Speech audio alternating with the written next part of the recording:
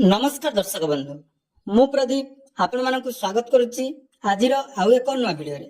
तो चलित वर्ष दशम परीक्षा देथिबा समस्त छात्र छात्री मानक पई गुटे बहुत बड़ खुशीर खबर जहाँकि आपण माने जदि दशम श्रेणी रे 80% रु अधिक मार्क रखिचंती एवं उच्च शिक्षा करिया पई आपण मानकर आशा अछि बा आपण माने +2 वर्तमान नाम लेखिया पई जाउचंती ताले आपण मानक पई गुटे सुवर्ण सुजोग जहाँकि समस्त दशम पास छात्र छात्री मानक पई वर्तमान जहाँकि छात्रवृत्ति मिलिया पई जाउची। तेणु एई जो छात्रवृत्ति आपण मानक मिलिया पई जाउची जोंथरे आपण माने +2 पाठ्यक्रम पई वार्षिक 10,000 टंका लेखाएं सहायता राशि पाई परिबे। तेणु कौन रही स्कॉलरशिप एवं यही स्कॉलरशिप जोटा कि आपण माने जदि थरे पाउचंती आपण माने अप्लाई करूचंती ताले +2 रु आरंभ करी पीजी पर्यंत आपण मानकर प्रत्येक वर्ष आपण मानक 10,000 रु 75,000 टंका पर्यंत आर्थिक सहायता मिल पारिबो। एवं एथि मध्यरु जो पिला माने 80% रु अधिक अछंती बा आपण मानकर जदि सीबीएसई बा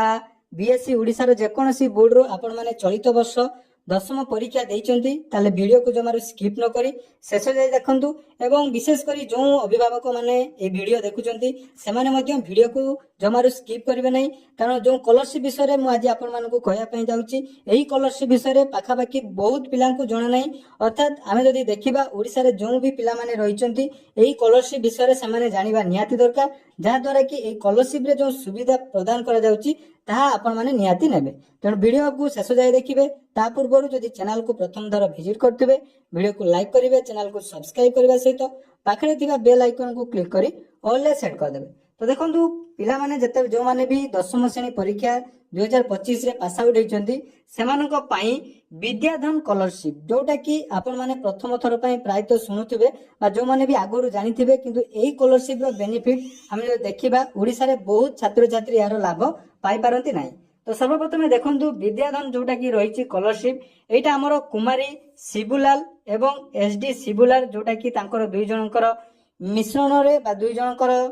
गार्डियंस रे सरोजिनी दामोदरन फाउंडेशन द्वारा विद्याधन एक पान इंडिया उच्च शिक्षा वृत्ति अटे। अर्थात एटा हमर जोटा रही विद्याधन स्कॉलरशिप एटा हमर सरोजिनी दामोदर फाउंडेशन तरफ जाकि छात्र छात्री मानकु प्रदान करा जाय। तेणु 1999 रु एही विद्याधन स्कॉलरशिप रे 50,000 रु अधिक छात्रवृत्ति जाकि बंटन करा जायछि। वर्तमान जदि हमें देखिबा ओडिसा रे 700 जन छात्रक सह विद्याधन रे मोट 10,000 रु अधिक विद्वान अटंती अर्थात बहुत सारा पिला माने वर्तमान जाकि ओडिसा रु मध्य एही स्कॉलरशिप पाउचंती। तेणु एही स्कॉलरशिप पाइया पई हेले आपण माने चलित वर्ष दशम पास छात्र छात्री हेतिबा नियाती दरकार आपण माने जेकोनसी बोर्ड जोटा कि